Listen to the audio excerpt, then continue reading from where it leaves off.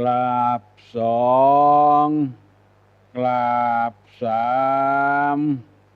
กาเลนะธัมมัสสวนังเอตัมมังคะละมุตตัมมังมาแล้วเนอ้อมากูเจ้าเสียงก้องเสียงกองเสียงมองต่ำเข้าเสียงตุเจ้าเทศนาธรรมมากูเจ้า6 โมงถึง7 โมงที่จุดปฏิบัติการสถานีวิทยุชุมชนมูลนิธิบุญญาภรณ์วัดโสภณารามและที่สถานีวิทยุพระพุทธศาสนาจังหวัดเชียงใหม่ทำหลายที่ตัวกันที่กาดบริบูรณ์ก็มีแม่แจ่มก็มีอำเภอฝางก็มีอำเภอป้าวก็มีอำเภอเมืองจังหวัดน่านก็มีเสียงนี้จะปรากฏขึ้นกับหูของพี่น้องทั้งหลายผู้เจริญในศีลในธรรมกูเจ้าเพื่อนำมาประกอบการเสาะว่าหากินการประกอบอาชีพการที่อยู่กับคนอยู่กับคนนี้จะต้องมีกฎมีเกณฑ์มีจริยธรรมมีคำสั่งคำสอนเป็นเครื่องบังคับถ้าบ่มีจริยธรรมแล้วจะอยู่กันอย่างเบียดเบียนซึ่งกันและกันอย่างที่เป็นมากูค้างกูข่าวนั้นบ่ถูกบ่ลงกันพ้องบ่พอใจกันพ้องอยู่ที่ไหนเป็นหมู่มองแต่ความบดีของคนอื่นแล้วความบดีของตัวบ่ได้มองลองสังเกตพอคนเฮาไทยอยู่นักเข้าชอบมองแต่ความบดีของคนอื่นแล้วเอาไปวิพากษ์วิจารณ์เป็นสาเหตุเป็นมูลเหตุที่จะทำให้เดือดร้อนในคณะนั้นหมู่นั้นสังคมนั้นตุลงเกยอบรมและสั่งสอนลูกศิษย์ลูกหาที่อยู่ในวัดต่างคนต่างมีพ่อมีแม่ของไผของมันของครูบาอาจารย์ของไผของมันและมีสิทธิที่จะคิดที่จะทำอะไรต่างๆได้แต่ขอเมตตาให้เปิ้นที่มาอยู่ตัวนั้นให้ทำหน้าที่ของตัวเองเฮามาเฮียนก็ทำหน้าที่ในการเฮียนเฮามาปฏิบัติเพื่อจะให้หมดกิเลสก็ทำหน้าที่ของตัวไปหรือมีหน้าที่สั่งสอนลูกศิษย์ลูกหาก็ทำไปขอเมตตาอย่างเดียวอยู่แล้วจะไปมองกันในแง่บดีบดักแล้วมาวิพากษ์วิจารณ์กันเรื่องความบดีนี่เป็นเรื่องส่วนตัวของไผของมันเฮาจะมาปฏิบัติเหมือนเปิ้นก็บ่ได้ถึงเอามาปฏิบัติได้มันก็บ่มีประโยชน์เพราะฉะนั้นสังคมเฮาคนเฮาจะอยู่ด้วยการมีจริยธรรมมีศีลมีธรรมตุลงจึงได้ออกมาประกาศธรรมะกูเจ้าเป็นตัวแทนของพระพุทธศาสนาที่พระพุทธเจ้าเปิ้นเคยกล่าวไว้ว่าบ่มีไผที่จะมาเป็นตัวแทนของพระพุทธเจ้าได้สิ่งที่เป็นตัวแทนของเราตถาคตนั้นก็คือพระธรรมและวินัยพระธรรมและวินัยจะอยู่ต่อไปได้สังคมมีความสุขเพราะคนเฮาช่วยกัน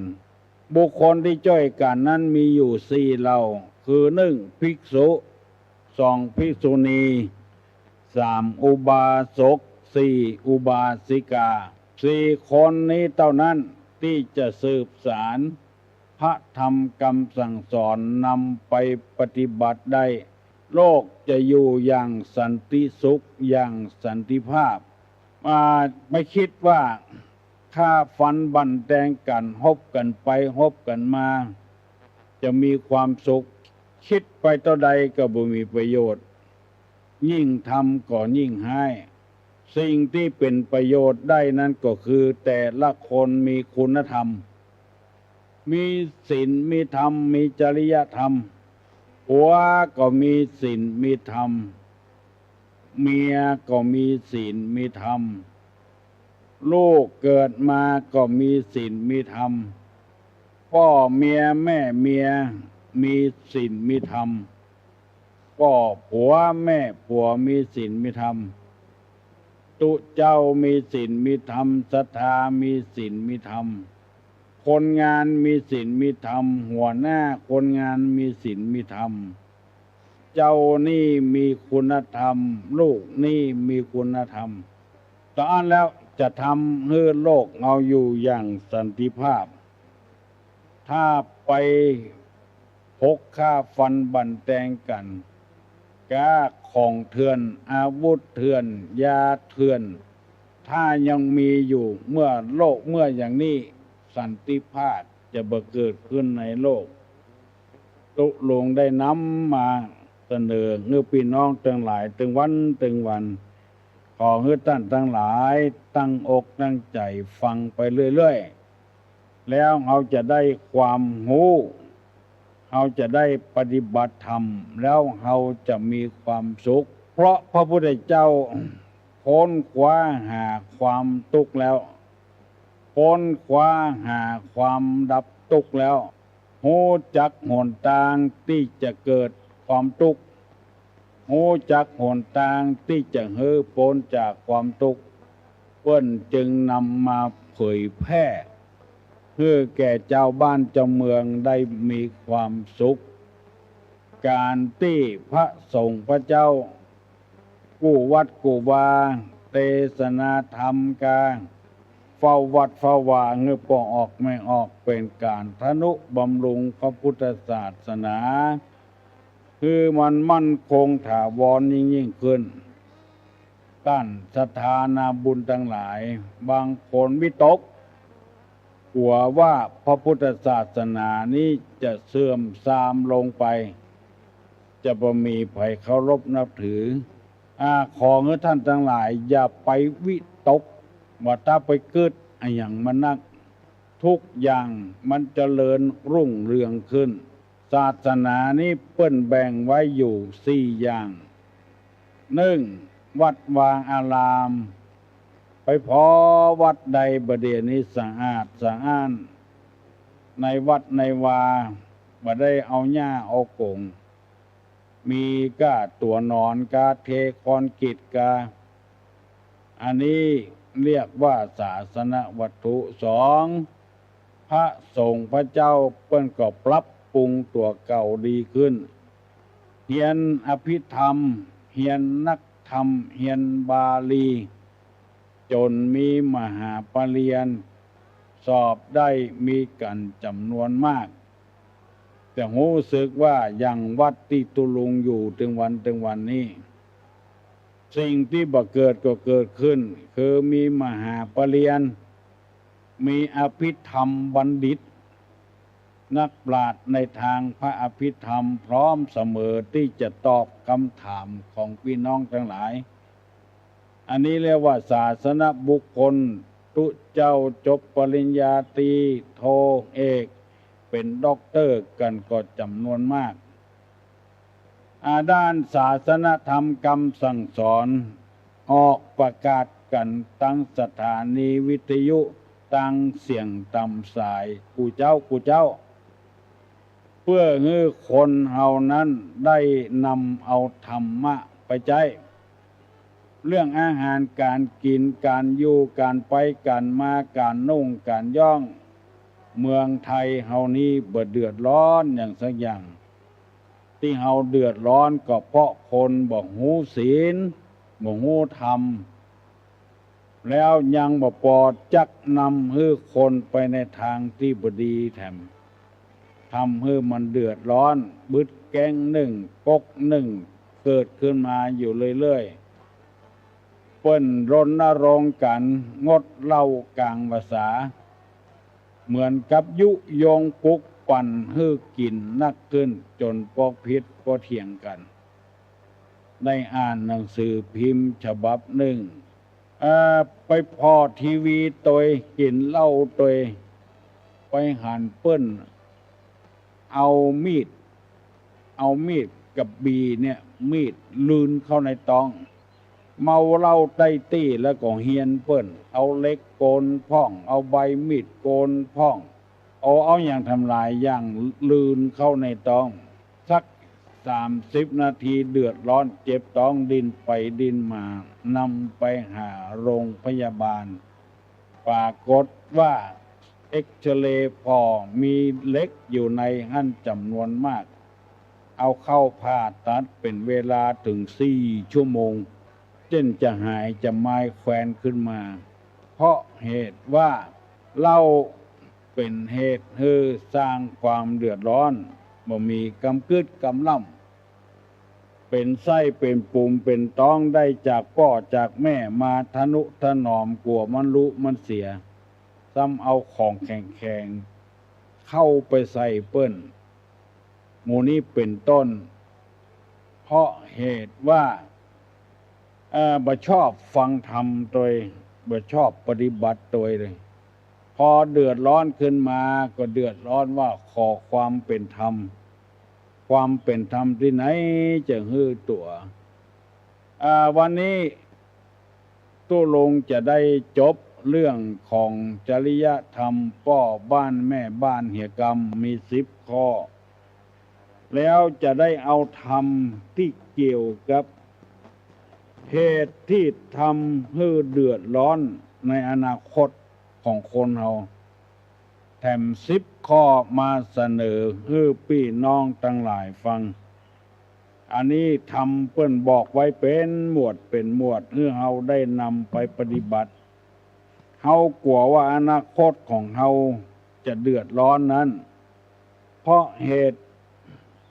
มีทำให้ความเดือดร้อนอยู่10 ข้อด้วยกัน 1. บ่แสวงหาทรัพย์เมื่อยามหนุ่ม 2. บ่ได้ศึกษาศิลปะวิชาเมื่อยามเป็นเด็ก 3. ชอบกฎโกง 4. ชอบฆ่าสัตว์ตัดชีวิตหยาบช้าทารุณ 5. ชอบเป็นจู้กับเปิ้นผัวเปิ้นเมียเปิ้น 6. เป็นคนตนี 7. เป็นคนบ่เลี้ยงพ่อบ่เลี้ยงแม่ 8. บ่ทำตามโอวาทของพ่อของแม่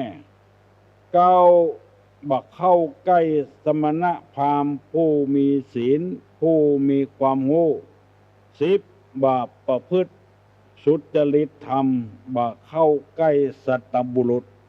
10 ข้อด้วยกันตุลงจะได้ขอเมตตาเวลากับท่านสาธุชนทั้งหลายบอกว่าจะเป็นพ่อค้าพาณิชย์เป็นเกษตรเนี่ยให้ใส่นาเป็นลูกจ้างเปิ้นเป็นหัวหน้าคนเป็นผู้ปกครองคนเป็นตู้เจ้าพนายเป็นปอดใจไม่ยิงเป็นตำรวจเป็นทหารเป็นครูบาอาจารย์ที่สั่งสอนนักศึกษาทั้งหลายถ้าตั้งใจฟังแล้วเขาจะได้ขยันจะได้ทำงานลงมือปฏิบัติตั้งแต่วันนี้เป็นต้นไปเพราะทุกคนปรารถนาอยากจะให้อนาคตเจริญรุ่งเรืองต่อไปนักกว่าเต้าที่เฮาอยู่ถึงวันนี้อาจจะต้องมีคุณธรรมแล้ว เฮาจะได้นำปฏิบัติ ข้อที่หนึ่งว่าบ้าแสวงหาทรัพย์ตอนที่เป็นหนุ่มเป็นกำอันนี้เป็นข้อแรกไผมีปากกาไผมีสมุดบันทึกไว้เห็นเหตุที่ทำให้อนาคตไม่เจริญตัวดี หรือจะว่าง่ายๆว่าเหตุที่ทำให้เดือดร้อนในภายหลังมีอยู่10 อย่าง ตามที่ได้นำมาเสนอนั้นข้อแรกเมื่อเฮายังหนุ่มกำลำไม้มีกำลังแหงอยู่มีมันสมองดีอยู่ แล้วก็จะทำการทำงานได้กูอย่างแต่เฮาบ่ขยันบ่มันบ่เพียรบ่พยายามเสาะหาเงินหาทองกินอยู่ทุกวันเฮาสังเกตพ่อเปิ้นมีมือ10 นิ้วเหมือนกันมีตีน10 นิ้วมือมีหู2 ข้างมีตา2 ข้างมีมันสมองเหมือนกันแต่ทำไมเพิ่นถึงเจริญรุ่งเรืองอนาคตเพิ่นก็บ่เดือดร้อนปัจจุบันก็บ่เดือดร้อนแต่ทำไมเฮาจึงเป็นจี้แน่นอนอนาคตต่อไปข้างหน้าย่อมจะมีอันเป็นไปต่างๆนานาเหมือนกับเฮาบ่ปลูกต้นไม้เมื่อบ่ปลูกมันเฮาก็บ่ได้กินอย่างของมันเมื่อเฮาปลูกมันเฮาก็ได้กินหน่วยมันได้อาศัยต้นได้อาศัยใบฉันใดก็ฉันนั้นยามเมื่อหนุ่มเมื่อกำเป็นจังหวะเป็นโอกาสอันดีของเฮาที่จะต้องหาค้าขายใจกำลังกายใจกำลังมันสมองเต้าที่มีอยู่อนาคตของเฮานั้นมันบ่อยู่แต่วันพุกวันฮือจะอยู่ทำไกลอยู่เพื่อให้ความเจริญรุ่งเรืองเกิดขึ้นในอนาคตความบ่เสื่อมบ่เสียเกิดขึ้นในอนาคตขอให้ตั้งหน้าตั้งตาทำการทำงานไปคนอันนี้ทำงานด้วยหลายอย่างด้วยกัน1ออกกำลังกายบกให้ใส่สวนทำให้ทำนาเลี้ยงสัตว์เลี้ยงป่าเลี้ยงเป็ดเลี้ยงไก่หมู่นี้ใจกำลังตั้งกายหมดเฮาจะอยู่บ่ได้จะต้องทำต้องใจมันนอกจากกำลังทางกายแล้วก็ทางมันสมองคือมีความคิดที่จะให้มันเจริญรุ่งเรืองขึ้นคิดสะปะสะปืนนอกจากทางมันสมองแล้วก็ทางปากทางวาจาบางคนบ่หาหยังนั่งอยู่ต่ำต้นไม้ต่ำหิมโบสถ์ดูหมอดูเมื่ออาศัยกำปากของตัวเองเป็นเครื่องเลี้ยงชีวิตหมู่นี้รายได้มันบ่แน่บ่นอนเรื่องเศรษฐกิจต่างๆนั้นมันอยู่ในตีบพระพุทธศาสนานิมดของเฮามันเฮาขยันแล้วใจมันสมองตัวเองบางคนเป็นคนตายรถตั้งแต่เมื่ออายุ10 ปีจน40 ปีก็ยังเป็นคนตายรถเต้าบ่เดียวบัดกระเทิบบัดขยับขยายขึ้นทำงานกับใจกำลังกายอย่างเดียวตั้งมันสมองบ่ใจแทนที่จะได้ขับรถขับลาด้วยเปิ้นเพราะเงินเดือนเพิ่มขึ้นอยู่อย่างเก่าเต้าเก่าบางคนติ้วปุ่นคือเปิ้นไปเนี่ยการโดยเปิ้นเต้าบ่เดียว30-40 ปีละก็ยังติ้วปุ่นอยู่เพื่อทำงานกับร่างกาย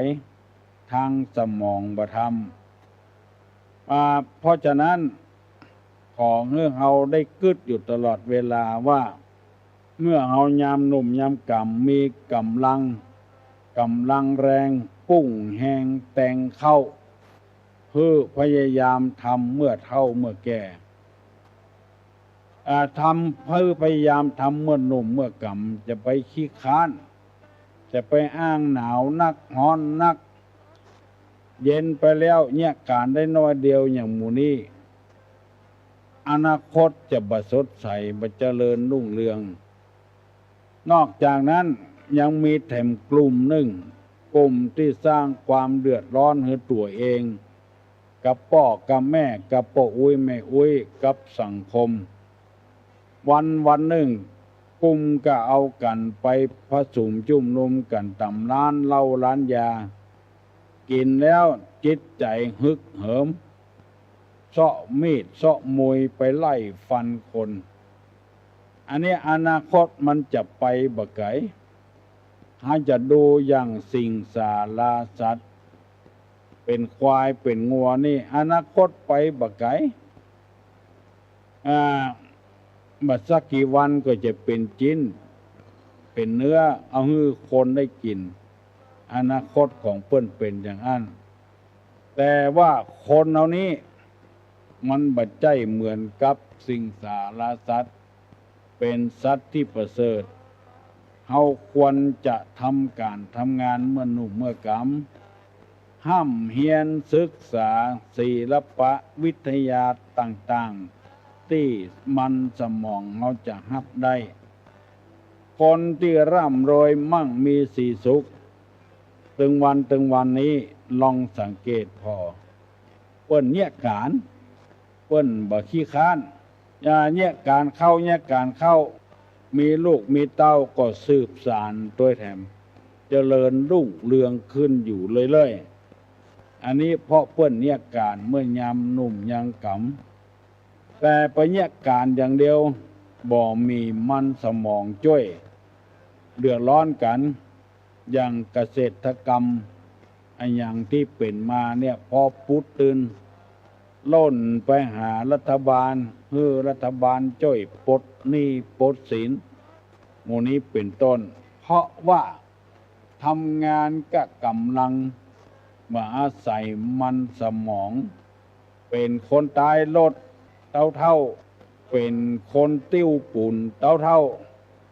ไปยอมจะเป็นนายช่างโดยเปิ้นสักเตื้อบ่ได้คำนวณว่าปุ่นเท่าใดทรายเท่าใดตารางเม็ดและมันจะต้องใจปูนใจหินใจทรายต่อใดบ่ได้ใจมันสมองเนี่ยไปเรื่อยๆเพราะฉะนั้นชีวิตจะก้าวหน้าก้าวตาก็จะต้องมีมันสมองทำงานโดยขายผักแคบก็ขายผักแคบรวดแรงรวดภาษาเบาอย่างมาขายสักเตื้ออันเนี้ยความเจริญมันย่อมบ่เกิดขึ้นอนาคตจะว่าไข่สดใสต่อใดตุลงไปที่ไหนตุลงจังสังเกตเตื้อไปตังเชียงไฮ้ในกาไปตังลำปางในกาหน้าเห็ดก็ขายก็เห็ดแต่น่ะอย่างอื่นบ่ขายอย่างแล้วหน้าเข้าสลีก็ขายก็เข้าสลีนึ่งหน้าพุทราบัดตันเม็ดใหญ่ก็ขายก็บัดตันเม็ดใหญ่ขายอย่างเดียวอย่างอื่นบ่ขายแล้วอันนี้คือใจกำลังกักกายอย่างเดียวมันสมองบักใจถ้าเอาไปเจือนขายน้ำเป่าพ่องขายน้ำขวดพ่องที่เป็นสีขายไอ้อย่างพ่องเอาไปแปะแมะตัวนั้นกำให้ตังใดก็ได้ขายข้าวสาลีก็ได้กำให้ขายข้าวโพดก็ได้กำให้ยังบ่พอขายน้ำดำน้ำแดงน้ำแข็งน้ำเย็นตัวแถมก็จะได้กำให้นั่นตัวแถมเอาเปาะเอาไปหอมกันเหมือนกับปลวกแปลงจอมปลวกน้อยๆเมื่อหัวทีเมินเข้ามันก็ใหญ่หน้ากล้าบานไปพระสงฆ์สามเณรตลอดถึงลูกหลานเล่นอยู่ทางบ้านออกกำลังกายพ่องเนี่ยการจ้อยพ่อจ้อยแม่พ่อง มันตึงล้นติ่นล้นมืออยู่นั่นแล้วตึงวันนี้ซักผ้าการล้างถ้วยการทำนั้นมันไม่ใช่ทำเพื่อเนื้อผ้าหมดถ้วยสะอาดอย่างเดียวมันเป็นการฝึกหัดเนี่ยการเป็นในตัวตามประวัติต่างๆที่คนเปิ้นเจริญรุ่งเรืองมาคือเนี่ยการเมื่อยังหนุ่มยังกำมันสมองก็บ่เครียดบ่กึดอย่างนักจำได้ดีทำการทำงานก็บ่อิดบ่หิวเปิ้นยังปิดแถมก่อนว่าวันเสาร์กับวันอาทิตย์บางที่อย่างป่าเมี่ยงเกี่ยงโดงนี่เปิ้นปิดวันศีลคือคนได้ย่างวันพระแล้วคือคนได้ไปวัดไปวาแต่แล้วเป็นที่น่าเสียดายเอากันไปล่าสัตว์เอาไปยิงกว่างยิงฟันในแพะในป่าเอาเวลาปิดเข้าวัดเข้าวาเอาไปทำบาปทำกรรมนั่งรวมกันเป็นหมู่เล่นไพ่เล่นไฮโลเล่นการพนันนั่งรวมกันเป็นหมู่กินเหล้ากินยากันซึ่งเวลาที่ว่างจากการทำงานแทนที่จะเอาไปใจอย่างอื่นบ่ใจแล้วพอไปเก็บเมี่ยงเข้าบ้านมาได้เมี่ยงมาห่อเดียวเงินทองก็บ่ได้ตัวเปิ้นไปเสียเวลาที่นำเอามาเทศน์ให้ฟังเสนอให้ฟังนี้เพื่อจะให้คนเฮาขันน็อตตัวเองให้มันเข้มแข็งขึ้นอย่าไปอยู่บ่ดอกบ่ดายบอกว่าปอดใจบอกว่าไม่ยิงตุเจ้าพนายเมื่อยังหนุ่มยังกำขยันเสาะหาเงินหาทองไว้ฟังใจจ่ายสู้ลุยสู้ไล่เพื่อเอาทำเป็นที่จังที่เปิ้งอย่าก่อนจะไปเอาหน้าเอาตาเป็นที่จังที่เปิ้งเตื้อบางคนก็ได้เงินมาแตะบ่ได้ไว้ไปดาวรถเครื่องดาวรถยนต์ดาวตู้เย็นดาวพัดลมนอนเมื่อคืนฮ้อนบ่ม่วนติดแอร์ตัวแถมสารพัดอย่างอันนี้ก็ถึงจะขยันเท่าใดก็บ่มีความหมายจะเดือดร้อนไปเรื่อยๆเหมือนมอดกัดกินไม้กินไปจนพอพดหลายปุ้นพดหลายเพจนบ่มีที่อยู่ที่อาศัยลักของความขยันนี้นอกจากขยันแล้วจะต้องเป็นคนเก็บหอมรอมริบบัดใจจ่ายสุรุ่ยสุร่ายฮือคบกับคนดีปางฮือเฮานี่เจริญรุ่งเรืองในวันข้างหน้าเสาะหาวิชาความรู้นักเรียนพอเลิกแล้วเพิ่นเข้าห้องสมุดแสวงหาความรู้นอกห้องเรียนโดยแถมสะสมกรรมรู้ขึ้นซึ่งเฮาจะหันว่าบัดเดี๋ยวนี้พระครูก็ดีครูบาอาจารย์ก็ดีฉะฉานเก่งตอบปัญหาเจ้าบ้านได้เก่งมากว่าใจหูจากต้องแม่ออกมาต้องแสวงหาความรู้อยู่ในวัดลวกไปคนอย่างหูไปคนอย่างเพราะแต่ละคนแสวงหาความรู้ไปคนอย่างบ่เหมือนกันดังนี้เป็นต้นจึงขอเชิญชวนมวลพ่อแม่พี่น้องทั้งหลายถ้าไผ่ไข้ฮื้ออนาคตเจริญรุ่งเรืองข้อแรกเนี่ยมันเงียเวียกเงียการเมื่อยามหนุ่มยามกำปุ่งแหงแต่งเข้าอย่าไปขี้ค้านจะไปอยู่เลอะเหลิงอยู่บ่ได้บอกว่าปดใจบอกว่าไม่ยิงคนจะบ่เงียเวียกเงียการบ่มันบ่ขยันจะได้ผัวก็ได้ผัวอย่างเดียวกันนะได้เมียก็จะได้เมียอย่างเดียวกันนั้นละลูกเกิดออกมาแถมซ้ำให้ เลือดพ่อเลือดแม่ผสมกันหมอหนึ่งขี้ค้านหมอหนึ่งตั้งอยู่ในอบายมุขกินกินเหล้าเล่นไพ่พบคนบดีเข้าบ้านเขาจองมา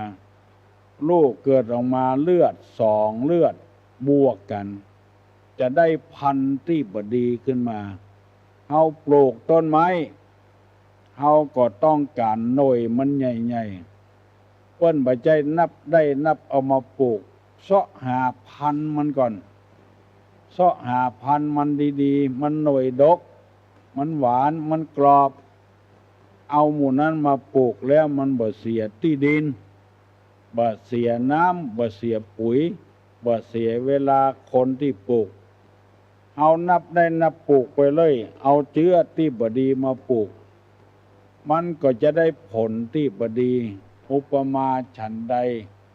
ในพระพุทธศาสนาเปิ้นก็สอนคนจะจะไปใจง่ายจะไปกินง่ายใจโอยจะไปคบคนบดีอย่าไปเล่นการพนัน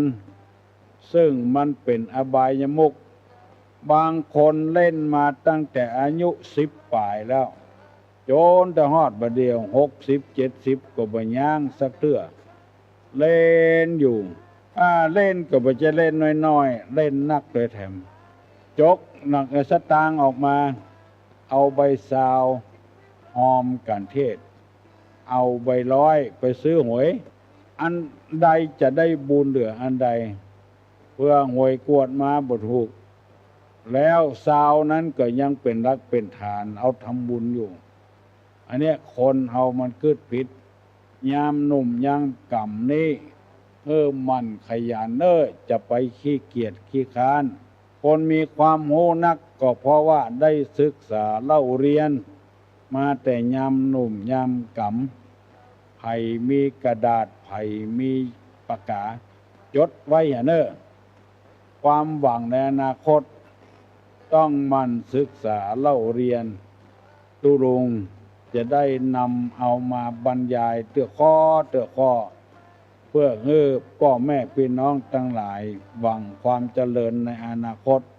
ขนาดตุรงนี่70 กว่าปีแล้วยังมีความหวังอยู่ในอนาคตซึ่งบ่ใช่ความหวังของตัวเองก็ตาม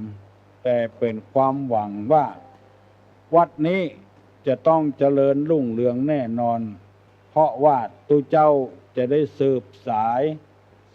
สืบประเพณีสืบวัฒนธรรมสืบปฏิปทาที่เราสร้างไว้ให้มันเจริญรุ่งเรืองขึ้นมีหวังแน่นอนเพราะว่าลูกศิษย์ลูกหาที่ไปศึกษาเล่าเรียนเป็นมหาปรริญญาก็มีจบปริญญาตรีปริญญาโทก็มีกำลังทำอยู่ก็มีวัดวาศาสนาก็สร้างไว้แล้วอาคารอย่างต่างๆเพราะเฮาสร้างไว้เมื่อเฮาหนุ่มเฮากำอาทิเช่นโรงเรียนพระพุทธศาสนาวันอาทิตย์เฮาก็ตั้งมีเต้าใดสอนไปเต้าอัน2เปิ้น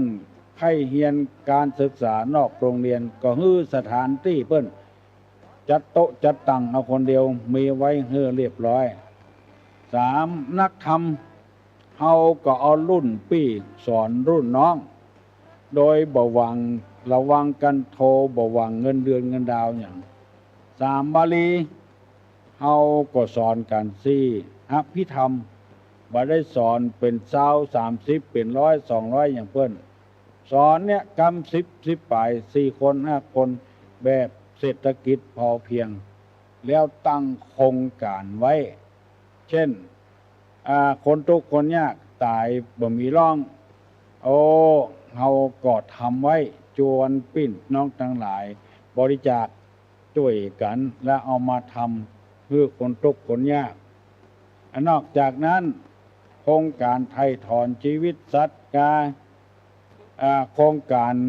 เอาเสื้อผ้าที่เปิ้นบัดใจแล้วเอาไปให้คนที่ต้องการใช้โครงการบริการทั้งนั้นเฮาจึงมีความอุ่นอกอุ่นใจว่าอนาคตวัดเฮาจะเจริญแน่นอนหมู่นี้เป็นต้นพ่อแม่พี่น้องลูกหลานเหลนเกียมตัวไว้เห็น เนี่ยการเนี่ยงานเมื่อยังหนุ่มยังก่ำไม่ใช่ว่าเนี่ยการอย่างเดียวต้องมีความคิดความหันตัวอันนี้วันนี้จะฝากไว้เต้าอี้ก่อนไผที่ยังบ่ลุกเตื้อก็ลุกเห็นบัดเดียวนี้มัน6:40 นาทีละโอ้ไปก็ม่วนไปไผยังบ่ลุกก็ลุกเห็นเตรียมตัวศึกษาเล่าเรียนหิหาค้าขายเมื่อยังมีกำลังเมื่อหนุ่มเมื่อกำอย่าไปอยู่บ่ได้ตุลงมีกรรมที่บดีอยู่บ่ได้เอามีนักสักวันหนึ่งจะเอามาบอกให้พี่น้องทั้งหลายจะไปอยู่บ่ได้จะไปอายเจ้าจะไปอายเจ้าหมู่อย่าอยู่บ่ได้อย่างหลายอย่างมันจดไว้แล้วยังบ่ได้เอามาอู้เตื้ออย่าอายเจ้าหมู่อย่ากินของสงฆ์อย่างหมู่เนี้ยมีแถมจัดนักลุกไผตียังบ่ลุกเนี่ยลุกเนี่ยเวียกเนี่ยการดังไฟนึ่งข้าวหุงแกงขอแสดงความยินดีขอบคุณกับสถานีวิทยุต่างๆที่ดึงเอา6 โมงถึง 7 โมงที่ตุลุงได้นำเอาธรรมะมาฝากฝังศรัทธานาบุญทั้งหลายเอาไปกระจายแผ่กระจายมีหลายที่หลายตังขอบคุณอนุโมทนาโดยและขออนุโมทนากับโยมผู้บริจาคบริจาคละครังกับอย่างงดทำหลายอย่างไว้ฮื้อที่ศูนย์พุทธศาสนาบ้านหมู่ 3ตำบลสันผีเสื้ออำเภอเมืองที่เปิ้นได้เอาที่ดินมันงอกออกไปเป็นพุทธมณฑลเป็นเศรษฐกิจพลิตสินค้าโอท็อปแทนที่จะเอาไปอย่างอื่นฮื้อขายฮื้อนายทุนพ่องอย่างพ่องชาวบ้านจะจองพ่อหลวงกำนันอบต.เปิ้นหันความดีซึ่งกันและกันก็ตั้งเป็นศูนย์ศิลปาชีพฝูนฝึกให้มีจิตศรัทธาให้บริจาคอย่างเข้าศูนย์ก็เจิญไปได้ยังต้องการแถมหลายอย่างอยู่บัดเดี๋ยวนี้มีป้อออกไม่ออกได้ไปบริจาคห้องแล้วและแถมลายหนึ่งก็จะบริจาคระฆังกับโต๊ะหมู่ปูจาด้านดอยสุเทพตุลงได้ไปขอกับท่านเจ้าคุณเปิ้นก็มอบระฆังให้ใบหนึ่ง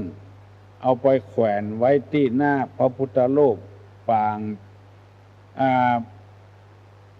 พระพุทธรูปปางฮื้อปอนภัยไข้อยู่ดีมีสุขไข้ขอความสุขอย่างก็ไปอธิษฐานกับพระพุทธรูปองค์นี้ตุลุงได้พอได้กวายเปิ้นพ่องจะบ่ได้จ้วยอย่างเป็นว่าตามกำลังตามศรัทธาเจ้าบ้านเปิ้นก็ดีบ่อิจฉาตาร้อนกันมีการมีงานก็จ้วยกันกำนันผู้ใหญ่บ้านก็ดีบ่มีการผิดร้องข้องเถียงกันทำการทำงานของไผของมันตามหน้าที่บ่มองกันในแง่ทางบดีบดักพี่น้องทั้งหลายตื่นและกันยังหมูให้หูไหวไผตื่นก็บ่ตื่นแล้วก็พิสมัยบ้านดอนตัน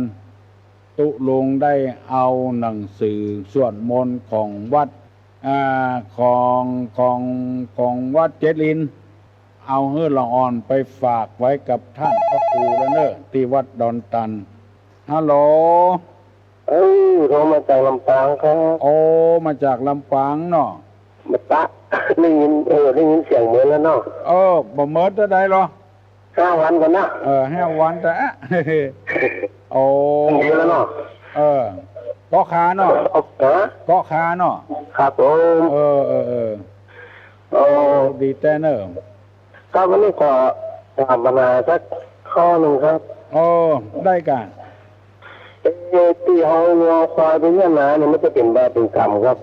ประมาณสัตว์ครับ โอ้อันนี้ จะไปกึดมันเนอะ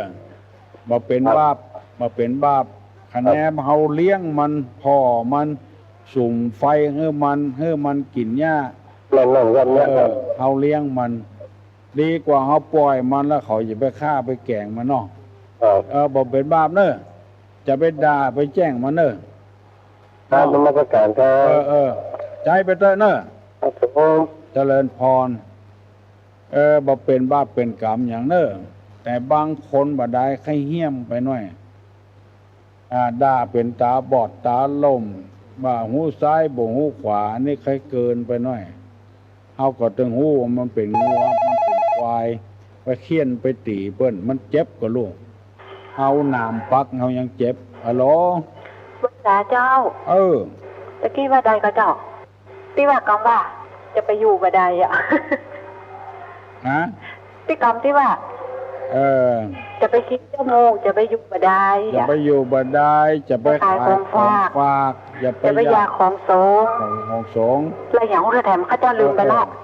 วันหน้าก่อนเจ้า วันหน้าออกกับหน้าเจ้า แล้ว ไปสาเจ้า เจ้ามีนะ มีกรรมแถมปะเลอะปะเตอตุลุงจะได้นำเอามาเสนอให้พี่น้องทั้งหลายฟังควายมาเตี้ยวๆแล้วเนอะวันนี้ไปเนี่ยเวียกเนี่ยการอย่างเก่าอย่างเดิมขอฝากฝังกำหูหมุนี้ไว้เฮอก่อนเนอะเพื่อเราจะได้เอาไปปฏิบัติไปหลัง ไม่ยิง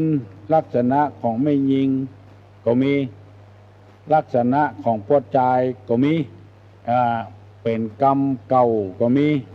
เป็นกรรมตุลุงเกิดได้เอามาเขียนลงก็มีวันหน้าจะเล่าให้ฟังพี่น้องโยมที่เป็นเจ้าภาพระฆังก็ดีโต๊ะหมู่บูชาก็ดีเอาจะเอาไปมอบไว้ให้ศูนย์ศิลปชีพศูนย์ที่บ้านร้องขี้ควายตำบลสันปีเสื้อจะได้ไปมอบให้ฮัลโหล นมัสการครับ เจริญพร ขอถามปัญหาไปทางผู้ฟังหน่อยเนาะเทพบุตรสันตุสิทธิ์จุติตายจากตุสิทธิ์มาเนี่ยมาเข้าต้องพระนางสิริมหามายาเมื่อพระนางสิริมหามายานี่อายุเท่าไหร่ครับตายไปทางคุณนะครับคนอื่นจะตอบเนาะเนาะครับนมัสการครับเจริญพรอันนี้ปัญหาเลิกพองเลยเนาะถึงตอบไปก็ได้นำมาปฏิบัติบ่ได้เอามาปฏิบัติบ่ได้ลองภูมิกันใครตอบได้ตอบมาเนอะเทพพบุตรจุติจากสวรรค์ลงมาสู่พระคันของพระนางสิริมหามายาเมื่อพระนางมีพระชนมายุเท่าไรใครได้ตอบมาเนอะเมื่อพระนางสิริมหามายาอายุได้เท่าใดเทวบุตรลงมาจุติพระคันของพระนางสิริมหามายาอันเป็นพระมารดาของเจ้าชายสิทธัตถะราชกุมารไปตอบได้หาท่านพ่อครูท่านมหาตั้งในหัวในเวียงให้ตอบได้ตอบข้อข้องใจฮือพอออกให้กำเนิดตุลงนี่ซื่อๆนี่ตอบก็ได้ละข้อนี้ไปมุ่งกับธรรมะธรรมโมบุญฟังแล้วก็ได้ผลดีตัวอันการยุต่อใดกาเมื่อใดกานี่มันก็ได้ผลคือหูอย่างต่างอันลูกเน้อไผ่ยังบ่ลูกลูกเห็นเน้อฝ่ายแล้วพอจะ7 โมงแล้วมาก็อิดก็หิวใครมีไอ้ยังจะถามตุลุงเรื่องอย่างที่ว่ามานี่ก็ถามมาเนอะถามมาเถอะ แล้วเราจะได้ช่วยกันตอบปัญหาแก้ไขปัญหาเพื่อได้สะดวกสบายอันคนจังว่าเฮ้เปิ้นนี่ขอย่างเหี่ยก่อนนะเปิ้นไปตานขันเข้าเหี่ยก่อนแล้วไปใส่บาตรก็ว่าเฮ้เปิ้นยังมาใส่บาตรเหี่ยก่อนในมันก็ล่มอยู่นั่นแล้วไปเป็นเอาใจตัวเองว่ามีปัญหาอย่างก็ถามกันมาเด้อเปิ้นไปตานขันเข้าให้พ่อให้แม่เหี่ยก่อนแล้วก็เจนจะมาใส่บาตรก็ว่าเฮ้เปิ้นสงสัยเนี่ยอย่างใดก่อนก็ได้ฮัลโหลครับน้ำการถามเจ้าอันจะเคยถามเขาเลี้ยงหมาเนี่ยเขาโพดรัดโพดเนี่ยเป็นอย่างนอกเป็นบุญเนาะเขาเลี้ยงมาหลายปีรู้ทันเขาเลี้ยงมาหลายมันทุกอย่างเด็กให้มันเป็นอย่างเนาะเลี้ยงมาหลายเพื่อว่าเป็นมาโก้งตึงหมวนโอ้เลี้ยงไปเถอะโพดเมตตามันบ่มีตีนมีมือมีกระตีนบ่มีมืออย่างคนเฮาเจ้าเลี้ยง3 ตัวนี่จะเป็นอย่างก็เจ้าโอ้เป็นอย่างแมวกู้ตาหมากู้ก้อนเศร้าดีโลเจ้าเลี้ยงไปเถอะเจ้าอยู่วัดนักศึกษาวัดอันตุกเสกทางท่านทุกวันนะเจ้าโอ้ยินดีเนอะที่ท่านหายไปเจ้าว่าท่านไทยจะไปสักอันนั่นเจ้าหายไปหลายวันหนูเจ้ามาหายไปไหนนะยังอยู่ไปซ่อมแซมเครื่องทุกอย่างเจ้าจะเข้าไปเองถามนะเจ้ามากะมาเตอะเนอะบ่มีพิษมีภัยเจ้าวันดีเจ้าเจริญพรลูกหลานเลนของตู้อุ้ยมีไหนหมดฮะดักปิ้งเนอะประเดียวนะพระนางสิริมหามายามีพระชนมายุเท่าไรตอนที่เทพประบุตรลงจากสวรรค์มาจุติในท้องของพระนางไปตอบได้ตอบฮือตุลุงกับหมอแล้วตุลุงจะบอกฮือเปิ้นต่อไปอันนี้เฮาบ่ได้ละมันมึงบ่ได้มึงมันนะมึงกับเพื่อมึงกับบ่มึงในก็บ่มึงในก็ประมาทนะเนาะบ่ได้มึงมันเนี่ยเพื่อเฮาความประมาทถ้าเฮาได้มึงมันเนี่ยก็เฮาก็บ่ประมาทเก็บหอมรอมริบไว้เตือนน้อยเลี้ยงหมาก็ได้บุญเลี้ยงคนก็ได้บุญคนโบราณเพิ่นว่าอย่าไปเลี้ยงหมาผอมอย่าไปตอมคนตุกเสียมันได้ลูกจะว่าบ่บอกอีแถมเหมาะหมาผอมนี่พอใหญ่เข้ามันได้กลิ่นดีแล้วขี้ค้านละตอมคนตุกก็อย่างเดียวกันพอได้ที่อยู่ที่กลิ่นดีแล้วเป็นเอกเป็นโตไปเห็นแล้วอันนี้เป็นกรรมบ่เก่าเป็นว่าอย่างนั้นที่มันตุกเพราะอะไรอย่างเพราะมันขี้ค้านฮัลโหลครับได้จ่าครับนันดาอายุ16 ปีครับเมื่อพระมันดาอายุ16 ปีเนอะถูกกระบถูกมาเนอะเพิ่นตอบมาจะมันจะแป๊ดไปก็หาแป๊ดไปเพื่อหาแต่งงานเมื่ออายุ16แล้วเสด็จออกบวชเมื่ออายุ29ตู้ลงว่าถ้าจะมอกอายุ27 28เนี่ยนี่ลาโหนกำลังเกิดใหม่ๆโลกเจ้าชายสิทธัตถะถึงเสด็จออกบวชเมื่ออายุ29 ปีเมื่ออายุ16 17นี่มันยังหนุ่มยังกำบ่กึดหาอย่างเตื้อเมาม่วนเมางันอยู่อายุ25 ปีขึ้นไป20 ปีขึ้นไปนี่เพิ่นว่าบรรลุนิติภาวะแล้วเพิ่นเอาคนไปเป็นทหารนี่อายุ20เพราะว่าบรรลุนิติภาวะแล้วหูหน้าหูหลังลองก้อยลองกึดใจก็เนอะแต่งงานเมื่ออายุ16 ปีโลกเสด็จออกบรรพชาอุปสมบรรพชาออกบวชเมื่ออายุ29 ปีเจ้าชายสิทธัตถะยังเกิดใหม่อยู่ลองกึดใจพองเนอะ16 ปีนี่จะบ่ถูกฮะ พุ่นเนาะ27-28 ปีพุ่นน่ะอายุเท่าเดียวกันโลกเป็นสหชาติโลกพระนางเป็นสหชาติโออันนี้ลืมไปเห็นแล้วห้อยสับสนห้อยอันนี้หมายถึงนางสิริมหามายาโลกบ่ใจว่าเจ้าชายสิทธัตถะตุลุงก็ลืมไปเห็นแล้วถ้าจะแม่นแต่ก่อนบ่16ก็17 ปีเนี่ยเป็นเจ้าชายสิทธัตถะเอ้าไผมีไอ้หยังอู้มาเน้อถามมาเน้อบัดเดี๋ยวนี้7 โมงแล้วนะ7 โมงแล้วเฮาจะได้ย่างแล้วเวลาเป็นเงินเป็นทองฮัลโหลครับนมัสการทางกรรมครับเจริญพรเรื่องที่พระนางสิริมหามายาเนี่ยที่สันตุสิทธิ์ที่จะเกิดมาเป็นเจ้าชายสิทธัตถะนะครับเราได้ถามว่าเจ้าชายสิทธัตถะคือแม่ของพระเจ้าเฮาเนี่ยนะครับเป็นมารพระเจ้าเฮาเมื่อเวลาเมื่อต้นอายุเท่าใดนะครับครับผมครับไม่ใช่ว่าต้นเราแต่งงานมีลาหุไม่ใช่ครับครับนมัสการไปอีกครับครับเอาละเนาะพอออกแม่ออกเมื่อเดี๋ยวนี้7 โมงแล้วถ้าไผ่บ่อู้อย่างกับตุลุงก็จะปั่นปอนนะเน้อปากันอยู่ดีมีสุขอายุมั่นขวัญยืนหิมากะขึ้นมีโชคมีลาภ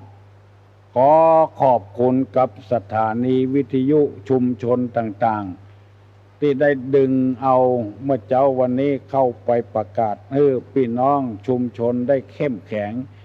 ขอขอบคุณเป็นอย่างมากโดยเฉพาะอย่างยิ่งสถานีวิทยุพระพุทธศาสนาของจังหวัดเชียงใหม่เอากันวันค่ำคืนหุ่งเพื่อใครธรรมะเข้ามาอยู่บ้านอยู่จองอย่างที่หลวงพ่อพุทธทาสเป็นว่าถ้าธรรมะไม่มาโลกาจะวินาศถ้าธรรมะมาโลกาจะไม่วินาศเป็นว่าอย่างนี้เพราะฉะนั้นโลกาจะไม่วินาศก็เพราะว่าเอาศีลเอาธรรมมาเป็นเครื่องประพฤติปฏิบัติทางใจคนที่มีคุณธรรมเหมือนกับมีดเหมือนกับมุยก็ไม่ใช่ว่าจะดีเหมือนกันกูเทียน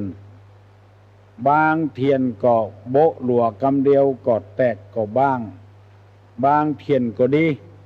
มีคุณภาพมีราคาแพงปลอดใจก็ดีไม่ยิงก็ดีที่มีคุณธรรมสร้างค่าเงินตัวเองก็เจริญรุ่งเรืองยกมือไหว้เน้อตุลุงจะฮือปอนนะเน้อสัพพโลคาวินิมุตโตสัพพสันตาปวัสสิโตสัพพเวระมติกันโตนิพุโตจตุวังภวะสัพพิติโยวิวัจจันตุสัพพโรโควินัสสตุมาเตภวะตวันตรายโยสุขีทิคายุโกภวะอภิวาทนาสีลิสนิจจังบุตตาปัจจายโนจัตตาโลธรรมาวัฏันติอายุวันโนสุขังภะลัง